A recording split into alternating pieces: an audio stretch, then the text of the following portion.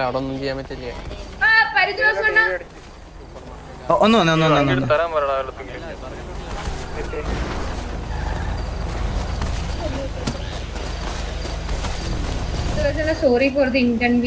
എന്ത് ഇൻകൺവീനിയൻസ്? നിന്നോട് ഞാൻ പറഞ്ഞു എന്നെ മറ്റേ നാടിന്റെ നായകൻ എന്നൊക്കെ പറഞ്ഞ് പോസ്റ്റർ അടിച്ചിട്ട് എന്നെ ഈ പരിപാടിക്ക് വിളിക്കാൻ. ഇപ്പഴല്ലേ സത്യം പറയട്ടെ, ഇവന്റ് മാനേജ്മെന്റുകാരാണ് അത് ചെയ്തത്, അല്ലാതെ നീ ചെയ്തത്.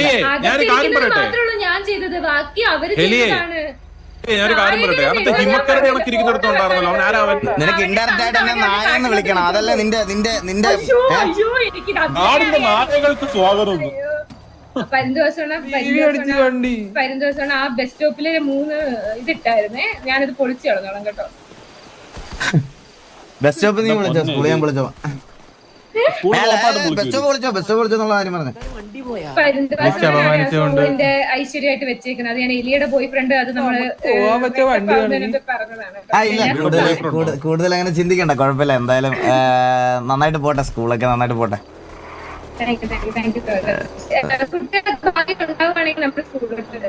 എന്തോ കേട്ടില്ല.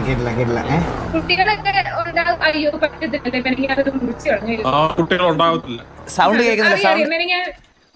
അല്ലല്ല ഉണ്ടാകത്തില്ല, കാരണം മുറിച്ചു കളഞ്ഞായിരുന്നു. അഥവാ ഇപ്പൊ എനിക്ക് ഉണ്ടായിട്ട് ഞാനിപ്പോ ഒരു കൊച്ചിനെ ഉണ്ടാക്കുവാണെങ്കിലും ഈ പട്ടി സ്കൂളിൽ ഞാൻ കൊണ്ട് ചേർക്കും തോന്നുന്നുണ്ടോ നിനക്ക്? അല്ല, ഞാനതിന് ഉണ്ടെങ്കിലും ഞാൻ എനിക്കിനി ദത്തെടുത്താലും ഇവിടോട്ട് കൊണ്ടുവരും നിനക്ക് തോന്നുന്നുണ്ടോ? ടിവിയുടെ ഗ്യാങ് ഹൗസിന് ചുറ്റുമുള്ള ചീകപ്പുല്ല് വെട്ടി നട്ടാലേ ഇതിന്റെ 10 സ്കൂൾ സ്കൂളുണ്ട്, അപ്പാപ്പം പഠിപ്പിക്കാനുണ്ട്. കണ്ട, ഞങ്ങളെ പിള്ളേരെ പഠിപ്പിക്കാൻ ഞങ്ങള് വെളിയിൽ നാളെ കൊണ്ടുവരും. നിന്റെ ഈ സ്കൂളിൽ എന്റെ കൊച്ചിനെ. അത് കുഴപ്പമില്ല, ഞങ്ങള് സാധാരണപ്പെട്ടവരുടെ മനുഷ്യന്മാരുടെ മക്കളെ പഠിപ്പിച്ചോളാം. നിങ്ങളെ പോലെ കാശുള്ളവരുടെ നമ്മൾക്ക്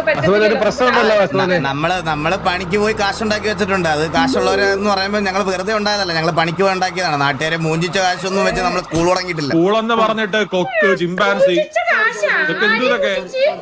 ഞാൻ കോമൺ ആയിട്ട് പറഞ്ഞ നമ്മളിപ്പോ കാശുള്ളവരെല്ലാം അങ്ങനെ പറയണം കേട്ടോ. കോമൺ ആയിട്ട് പറഞ്ഞു ഉണ്ടാക്കിയ ബെസ്റ്റ് കഷ്ടപ്പെട്ട് ചോര നീരാക്കി ഉണ്ടാക്കിയ സ്കൂൾ. അല്ല, ഇതിനു വേണ്ടി എങ്ങനെ ചോര നീരാക്കിയത് എങ്ങനെയാണ്? എത്ര ചോര ഉണ്ടായിരുന്നു? എത്ര ലിറ്റർ ഉണ്ടായിരുന്നു? കുറച്ചുണ്ടായിരുന്നു. കണ്ണിച്ചോരില്ലാത്തവരുടെ കൂട്ടുകൂടി എന്റെ ചോരയൊക്കെ തീർന്നു. ദത്തെടുക്കുന്നത് പിന്നെ ദത്തെടുക്കണ്ടേ? കഴിയില്ലാത്തത് ദത്തെടുക്കാതെ പിന്നെ എന്ത് ചെയ്യാൻ? പുല്ല് ചോക്കി അങ്ങേര് വൈകാൻ എന്റെ മുമ്പ് വെച്ച് മുറിച്ചു കളഞ്ഞത് നിങ്ങൾ കണ്ടില്ലേ? ഇത് നിങ്ങൾ കണ്ടില്ലല്ലോ. ഇവിടെ സാമാനം മുറിച്ചോളാം നോക്കിക്കുമല്ലോ നമ്മള്. അത് ശരിയാണ്.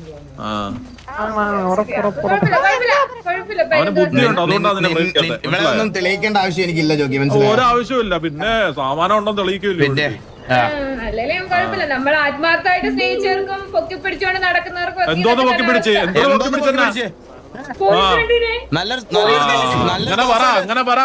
സാമാനത്തിന്റെ കാര്യമൊക്കെ പറഞ്ഞ് പൊട്ടിപ്പിടിച്ചെന്നൊക്കെ പറഞ്ഞ് എന്തോ പറയണ്ടേ? ഇവിടെ നിന്നാ ശരിയാവില്ല.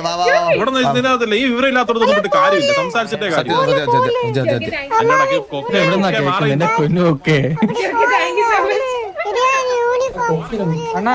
നിന്റെ സൗണ്ട് അയ്യോ, ഞാൻ ഒരു കാര്യം പറയട്ടെ, എന്നെ ദയവ് ഇങ്ങനത്തെ പരിപാടികൾക്ക് വിളിക്കല്ലേ. വളരെ ലോക്കൽ സെറ്റപ്പ്. അല്ലല്ല, ഞാൻ എന്റെ ഒരു മാനസ് കൊണ്ട് മാത്രം വന്നാണ്. പ്ലീസ് എന്നെ ഇതിനാണോ എന്നെ കടന്ന് എന്റെ ബിസി ഷെഡ്യൂളിൽ വിളിച്ചോട്ടെ? ഒരു കാര്യം ചോദിച്ചോട്ടെ, ഇതിനാണോ എന്നെ ഈ പേക്കാണ്ടി സാധനം ഉദ്ഘാടനം ചെയ്യാനാണോ എന്നെ വിളിച്ചോണ്ടിരുന്നത് ഇത്ര നാള്? വിളിച്ച് സംസാരിച്ചു തുടങ്ങിയപ്പോ തന്നെ ഏതോ ഒരു ഹിമക്കരടി ഒന്ന് സംസാരിച്ചു, അത് വന്നങ്ങ് പോയി. അത് നിർത്തിപ്പോയി കഴിഞ്ഞ് വീണ്ടും സംസാരിച്ചപ്പോ പറഞ്ഞു എല്ലാരും പിരിഞ്ഞു പോവാൻ.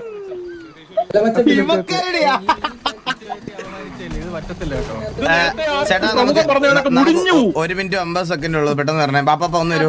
നമുക്ക് പുള്ളി എങ്ങനെയാ? പുള്ളി ഹോട്ടായോ? ഹിമക്കരടിയാ? കഴിവ് വെച്ചൊരു 3-4 വണ്ടി സ്പോൺ ചെയ്ത് 3-4 വണ്ടി സ്പോൺ ചെയ്ത് പെട്ടെന്നാണ്. അയ്യോ, ഇതൊന്നും കഴിവില്ല. വേറെ ഇതൊന്നും അനുസരിക്കുന്നു.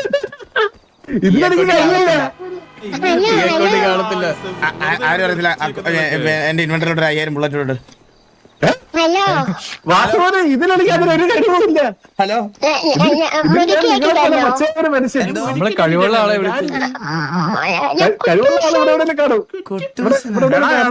എടാ അപ്പാപ്പനെക്കാളിലും മൂപ്പട്ടല്ലടാ നിനക്ക്. നിന്റെ സൗണ്ട് എന്തോ വളർന്നില്ല ഇതുവരെ.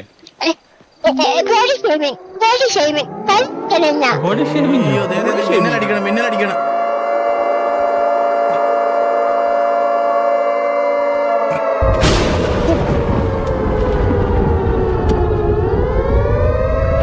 യോഗി ഇപ്പൊ എഴുതുന്നുണ്ടാണേ.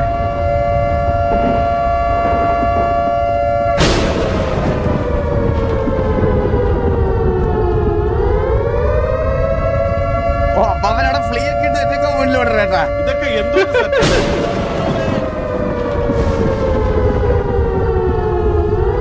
വാസുവിന് എത്ര ദൂരമായിട്ട് കാര്യമില്ല.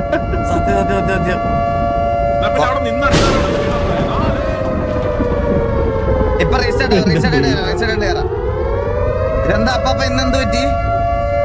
വാസുവിന് കാലുപത്തില്ല. ഇന്നലെ ഒരു വിഷമില്ലായിരുന്നു ദിവസം മനങ്ങാന്നും. ഇതല്ലേ ശരിക്കും ഓറ. ഏതാ ഓറാണല്ലേ?